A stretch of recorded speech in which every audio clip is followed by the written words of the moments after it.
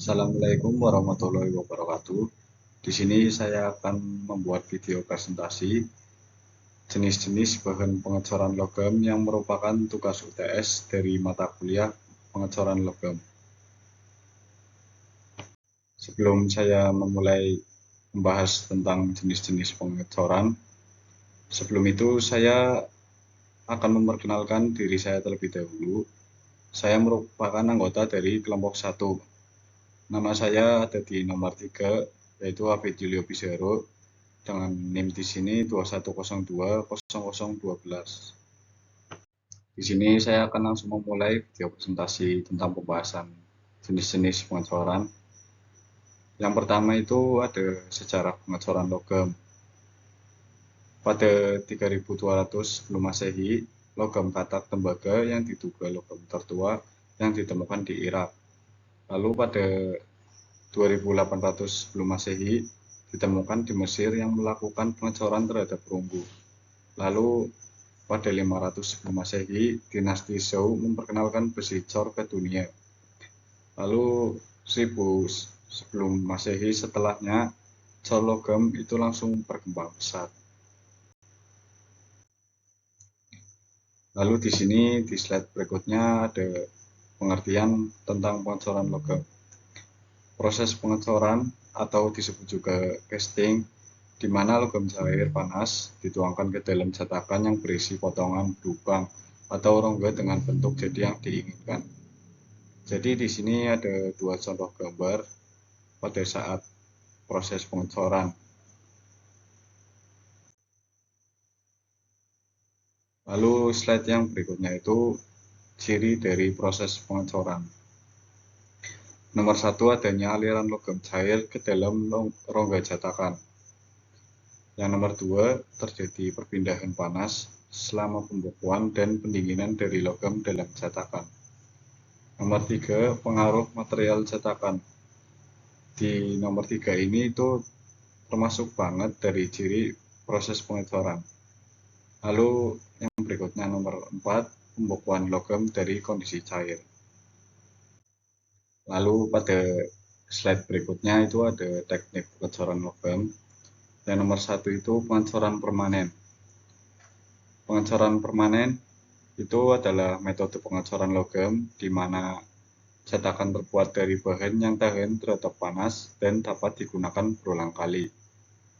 Pada proses ini, logam cair dicurahkan ke dalam cetakan permanen, memungkinkan produksi massal dan presisi yang baik. Lalu yang kedua itu ada pengecoran sentrifugal, yaitu proses pengecoran di mana logam cair dicurahkan ke dalam cetakan yang diputar secara cepat. Gaya sentrifugal yang dihasilkan menyebabkan logam cair menyebar merata di sepanjang dinding cetakan, menghasilkan produk dengan struktur yang homogen. Lalu yang ketiga ini ada pengecoran cetak tekan, yaitu metode pengecoran di mana logam cair ditekan ke dalam cetakan menggunakan tekanan tinggi. Ini sering digunakan untuk produksi massal produk-produk logam yang kompleks, seperti komponen otomotif dan barang konsumen. Proses ini memungkinkan pembuatan detail yang halus dan toleransi yang ketat. Lalu pada slide berikutnya itu ada proses pengecoran logam. Yang pertama pembuatan pola. Pola bentuk ini disesuaikan dengan tujuan dari pengecoran ini. Lalu yang kedua ada pembuatan cetakan. Salah satu cara membuat cetakan adalah cetakan pasir. Lalu yang ketiga ada peleburan dan penuangan logam. Dilebur terlebih dahulu, lalu baru dituangkan. Lalu yang keempat itu ada post processing, perlakuan pada produk setelah dikeluarkan dari cetakan. Lalu pada slide yang berikutnya ada jenis-jenis bahan pengecoran. Untuk bahan pengecoran sendiri ada dua macam logam, yaitu logam non-ferro dan logam ferro. Logam itu memiliki karakter yang khas, yaitu dapat ditempa dan diubah bentuknya, menghantar panas dan listrik, lalu keras, kenyal, kuat, dan liat. Lalu kita di sini akan membahas bahan pengecoran logam ferro. Logam ferro sendiri itu merupakan logam yang mengandung unsur besi. Di sini ada contoh logam fero yang digunakan pada saat pengecoran. Yang pertama, besi kelabu atau grey iron. Besi kelabu sendiri merupakan besi yang mengandung lebih banyak karbon daripada besi cor ulet. Lalu yang kedua, di sini ada besi cor ulet. Mengenai besi cor ulet adalah besi cor yang memiliki struktur butir yang lebih halus.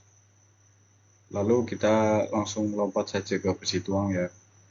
Besi tuang di sini umumnya merujuk pada logam besi yang dilelehkan dan dicetak dalam bentuk tertentu. Yang selanjutnya itu ada besi tempa. Besi tempa yaitu besi yang dipanaskan dan dibentuk secara manual. Lalu yang berikutnya itu ada baja lunak. Baja lunak ini sendiri memiliki karbon rendah. Lalu baja karbon sedang memiliki kadar karbon sedang. Lalu yang terakhir ada baja karbon tinggi dengan campuran. Baja karbon tinggi dengan campuran ini memiliki kadar karbon yang sangat tinggi. Campurannya itu sendiri memberikan sifat mekanis yang berbeda pada logam seperti kekuatan dan kekerasan. Lalu ada unsur-unsur lain, ada mangan, fosfor, sulfur, dan silisium. Contoh aplikasi penggunaan logam fero. Di sini ada rangka mobil atau motor dan konstruksi. Lalu ada suku cadang industri otomotif. Lalu yang ketiga ada furniture seperti kursi, meja yang ada di taman-taman. Lalu yang keempat ada komponen drainage seperti manhole cover dan drill saluran. Lalu yang berikutnya itu ada bahan pengecoran logam non-fero. Logam non-fero sendiri itu adalah logam yang tidak mengandung unsur besi. Kalau yang tadi fero kan mengandung unsur besi, kalau non-fero itu nggak mengandung unsur besi. Di sini saya akan menyebutkan beberapa jenis logam non-fero. Yang pertama aluminium. Aluminium itu adalah logam ringan dengan berat jenis rendah, tahan terhadap korosi, dan sering digunakan dalam konstruksi kemasan dan industri pesawat terbang. Lalu yang kedua ada seng. Seng sendiri itu adalah logam berwarna putih kebiruan, tahan terhadap korosi, dan umumnya digunakan sebagai lapisan pelindung atau disebut juga seng galvanis pada baja atau dalam alloy untuk pembuatan logam. Lalu yang ketiga ada tembaga. Tembaga itu adalah logam merah kecoklatan yang sangat baik dalam mengantarkan listrik. Digunakan dalam kabel listrik, peralatan kelistrikan, dan manufaktur berbagai produk. Lalu ada nikel. Nikel sendiri adalah logam putih keperakan yang tahan terhadap korosi. Biasanya digunakan dalam pembuatan alloy, seperti nikel timbal untuk baterai dan nikel krom untuk logam tahan panas. Lalu juga ada timah hitam, timah putih, perak, emas, dan titanium. Contoh aplikasi penggunaan logam non-fero. Di sini sendiri ada nikel, contohnya itu perabotan rumah tangga yang mungkin sendok, garpu, shower. Lalu ada tembaga, contohnya kabel listrik. Lalu yang ketiga aluminium, ada piston, blok mesin, kepala silinder, arm, dan velg. Lalu bahan pengecoran non-logam. Suatu bahan teknik yang termasuk dalam kelompok logam yang dapat dari bahan galian, tumbuhan, atau hasil proses pengolahan minyak bumi.